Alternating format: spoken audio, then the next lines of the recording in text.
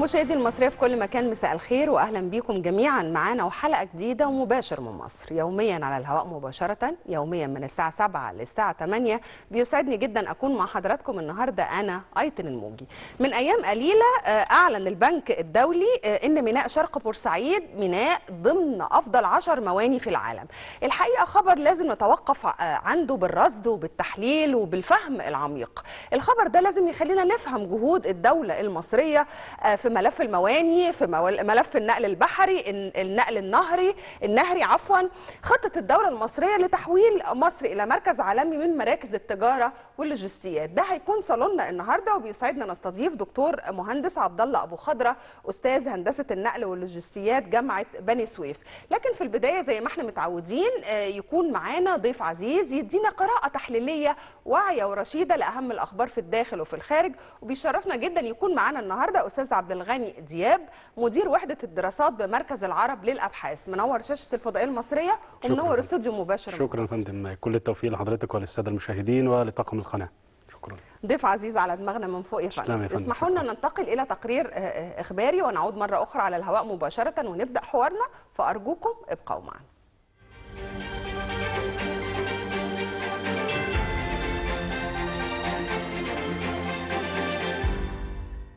9 سنوات من حكم الرئيس السيسي غيرت شكل ومضمون المنظومة الصحية في مصر. مصر والاتحاد الأوروبي في عهد الرئيس السيسي شراكة قوية من أجل المستقبل. التخطيط في 9 سنوات، اقتصاد قوي يتمتع بالمرونة في مواجهة التغيرات العالمية. الفريق أسامة ربيع، حركة الملاحة بقناة السويس منتظمة وتدابير للتعامل مع الأحوال الجوية. الحكومة تنفي شائعة إزالة مساجد آل البيت لصالح مشروعات استثمارية. الدكتورة رانيا المشاط وزيرة التعاون الدولي تبحث مع المدير الإقليمي للصندوق الدولي للتنمية الزراعية إيفاد تطور تنفيذ برامج التنمية. وزيرة البيئة تشارك في الجلسة الافتتاحية الوزارية للمؤتمر رفيع المستوى لإفريقيا والبحر الكاريبي والمحيط الهادئ بإثيوبيا. 10 ضربات أمنية ضد المتهمين بغسل الأموال الداخلية تضبط قضايا بنصف مليار جنيه خلال أسبوع. وزير الخارجية يشارك في اجتماع أصدقاء تجمع بريكس الوزاري.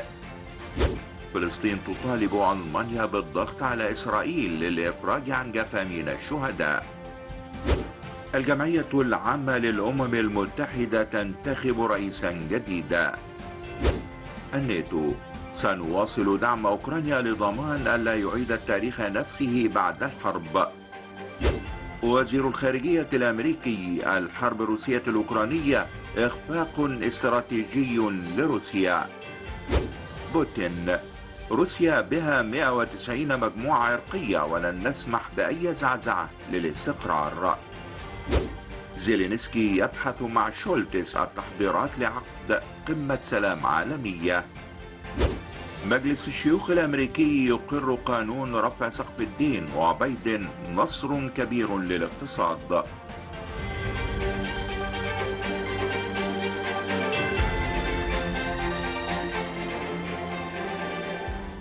على الهواء من جديد بنجدد التحية والترحيب بضيفنا الكريم أستاذ عبد الغني دياب، مدير وحدة الدراسات بمركز العرب للأبحاث. أهلا بحضرتك مرة تانية. أهلا بك يا فندم. نبدأ مجموعة أخبارنا النهاردة. أول خبر، الرئيس السيسي والسيدة قرينته بيرحبوا بقرينة الرئيس الأمريكي بقصر الاتحادية، والرئيس يعرب عن اعتزاز مصر بالشراكة الاستراتيجية الوثيقة مع الولايات المتحدة الأمريكية.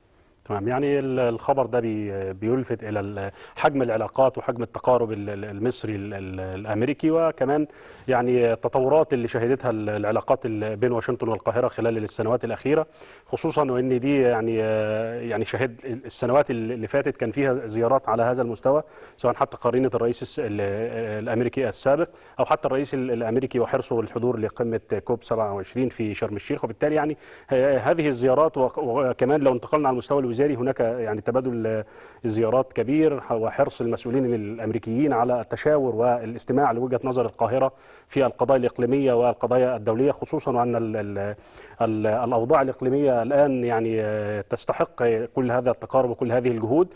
يعني هناك ملف السودان، ملف الليبي، الملف السوري والملف اليمني، كل هذه التقاطعات يعني القاهرة لديها وجهة نظر في هذه الملفات، وبالتالي هذه اللقاءات تصب في يعني صالح الإقليم بشكل عام وتخدم التوجهات المصرية وتخدم على وجهة النظر الدولية أيضا وما تلعبه الحكومة الأمريكية في هذه الملفات. جميل. السيدة انتصار السيسي كتبت على حسابها الرسمي بموقع التواصل الاجتماعي فيسبوك: تحل السيدة جيل بايدن السيدة الأمريكية الأولى ضيفة عزيزة على مصر، وإنني إذ أرحب بها في بلدها الثاني مصر أتطلع لأن تكون الزيارة خطوة جديدة نحو تعزيز الصداقة المصرية الأمريكية، وأتمنى لها قضاء أفضل الأوقات في أم الدنيا.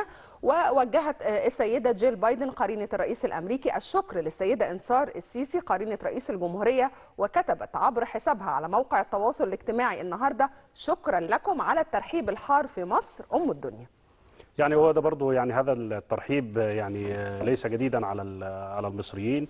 المصريين يعني معروفين طول الوقت بالكرم الضيافة وما إلى ذلك، وبالتالي يعني أنا بشوف ملمح آخر من هذه الزيارة أعتقد أنه هو بيخدم على يعني التوجهات المصرية على المستوى الشعبي والحكومي يعني تقديم الوجهات السياحية المصرية للضيوف، خصوصا لما يكونوا ضيوف بهذا الحجم يعني من الناحية السياسية والشعبية. وبالتالي يعني أعتقد أن هذه الزيارة ربما يعني تشكل يعني انطلاقة قوية للأماكن التاريخية المصرية، خصوصا أن الفترة الأخيرة بتشهد يعني زخم حول المعابد صحيح. المصرية والاكتشافات المصرية، ويعني حالة الافتتان الأخيرة بالحضارة المصرية وأسرارها وما إلى ذلك. وبالتالي يعني أعتقد أن إحنا علينا إحنا كوسائل إعلام تغطية هذه الزيارة بشكل مختلف والتركيز على يعني ما يلفت انتباه الضيف الأجنبي في بلدنا العزيزة، وخصوصا أن احنا عندنا يعني من المقدرات ما نستطيع أن نبرزه ويعني نقدمه لهذه الضيفة العزيزة على مصر، وبنرحب بها بمصر يعني، وإن شاء الله أن تكون زيارة موفقة يا رب إن شاء الله.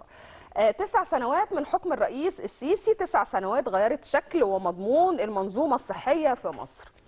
9 سنوات من عمر تولي الرئيس عبد الفتاح السيسي وجلوسه على سدة حكم جمهورية مصر العربية، ملفات عديدة حصل فيها نقلة نوعية وشغل محترم يعني كلنا راصدينه. خلينا نتكلم على الملف الصحي أو المنظومة الصحية بشكل عام كملف أساسي وهام جدا من الملفات اللي حصل فيها شغل مكثف جدا من جمهورية مصر العربية ومؤسساتها السيادية في عهد الرئيس. مبادرة 100 مليون صحة مثلا، يعني الملف الصحي بشكل كامل هو أكثر الملفات اللي شهدت التطور في الفترة الأخيرة، وده مش بس يعني مش كلام كإعلام مصري أو يعني ناس في الداخل المصري.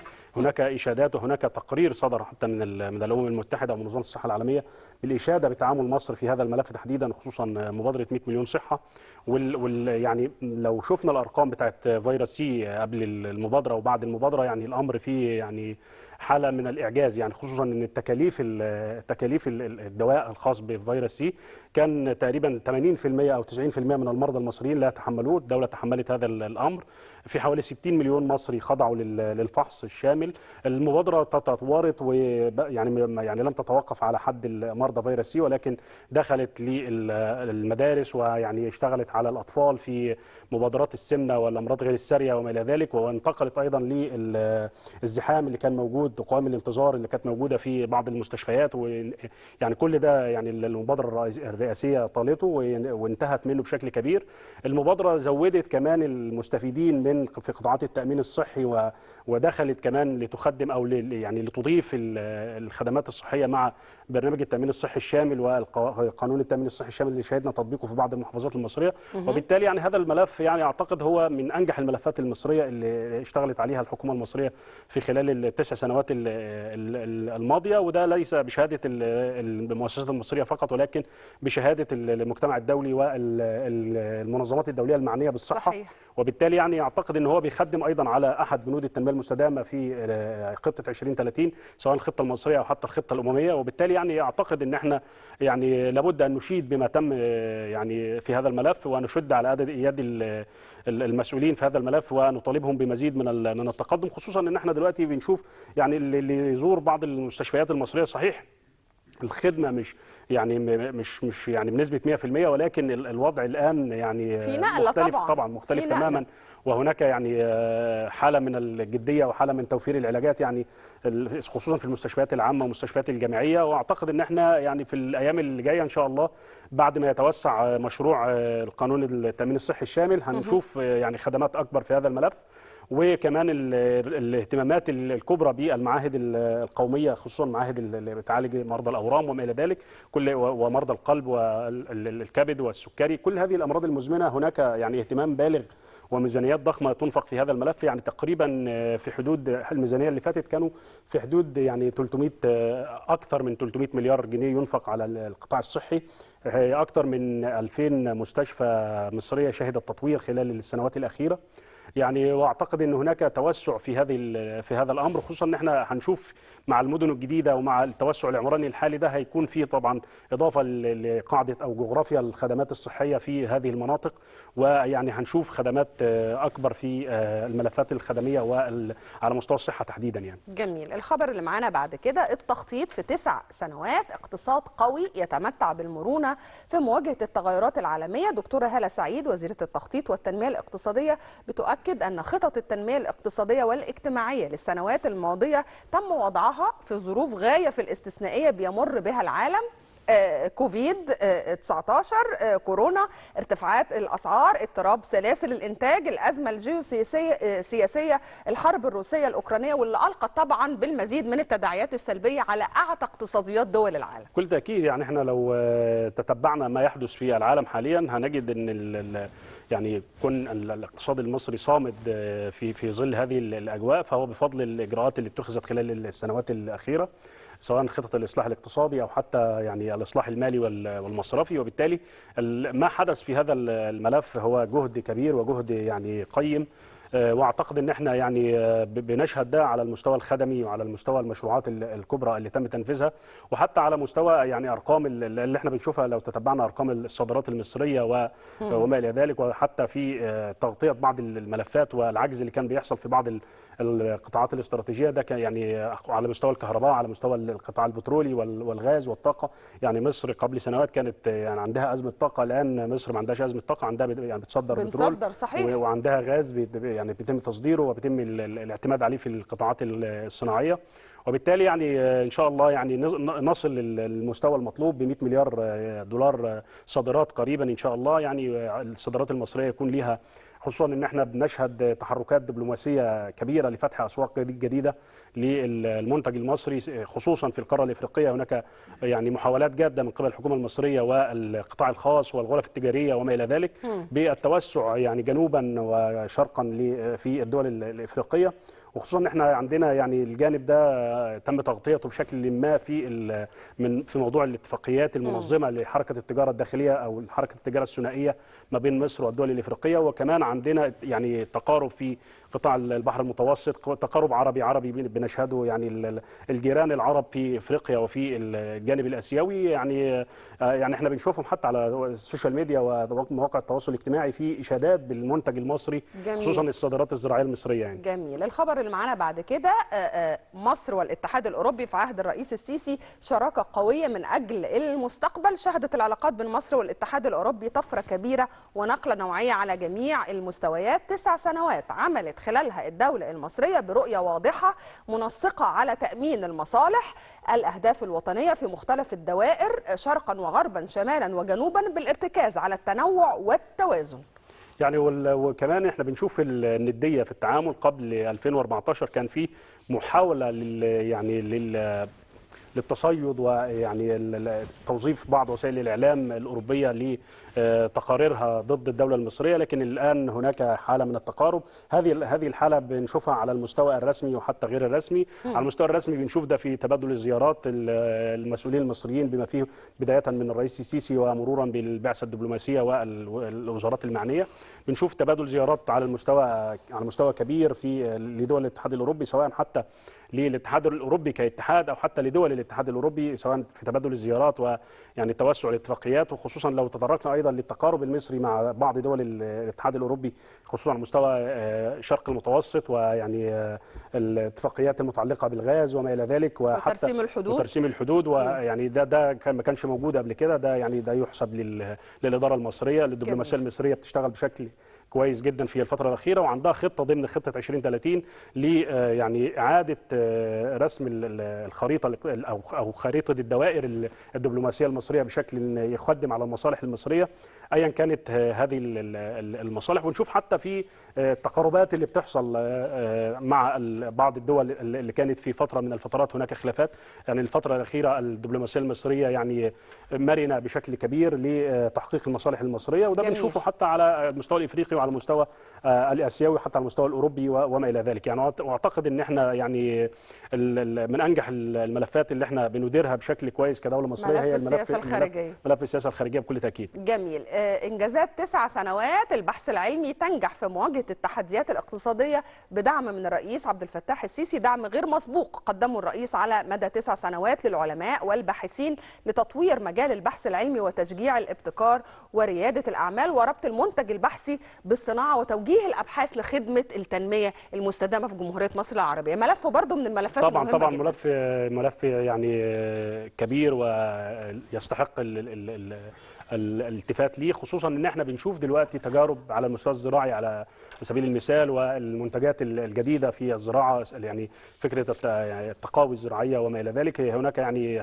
حديث كبير عن الانجازات المصريه ويعني في ملف البذور الزراعيه، وده بنشوفه حتى في تخصيص اراضي للمراكز البحثيه، يعني دخول القطاع الخاص في هذا الملف، يعني محاوله ان مصر تكون يعني مركز لتصدير البذور الزراعيه والشتلات لبعض البلدان الافريقيه والبلدان العربيه المجاوره. واعتقد ان احنا عندنا معاهد وعندنا مراكز ابحاث قادره على القيام بهذا الدور، ويعني علماء مصر يعني يحتلون المراكز الكبرى في كبرى الجامعات الدوليه، وهم في الاصل خرجوا من المعاهد المصريه، والمعاهد المصريه بتوفر منح وبتوفر يعني جهود كبيره لعلمائها. واعتقد ان احنا في الفتره المقبله ان شاء الله سيكون لدينا طفره علميه وسنجني يعني ثمار هذه الجهود خلال السنوات المقبله عندما تتوسع هذه الامور. احنا عندنا دلوقتي يعني انا بتابع ملف مثلا على سبيل المثال ملف القمح اللي المفروض كان الحصاد بتاعه في الفتره الاخيره، كل غالبيه المحصول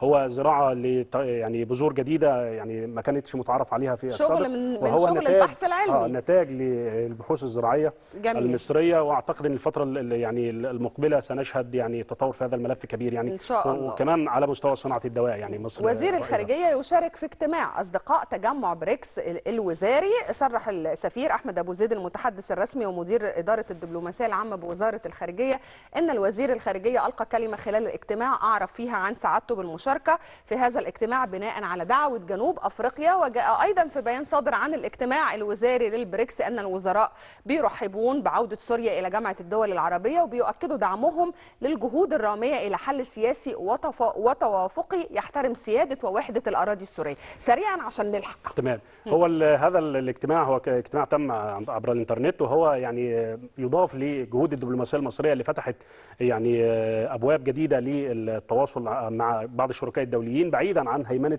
المؤسسات الدوليه المتحكمه في القرارات الاقتصاديه الدوليه سواء البنك الدولي او الصندوق. هناك محاوله ل يعني التفلت من هيمنه هذه المؤسسات، خصوصا وانها بتخضع لبعض الدول الكبرى من كبار الممولين وما الى ذلك. وبالتالي التقارب مع اعضاء البريكس، خصوصا مع اعضاء البريكس غالبيتهم من الدول الناميه ولديهم تجارب عظيمه على المستوى الاقتصادي، واعتقد ان الدخول مصر في هذا الملف يعني سيكون فتحه خير على الاقتصاد المصري وعلى الاسواق المصريه سواء في الصادرات او الواردات المصريه. جميل.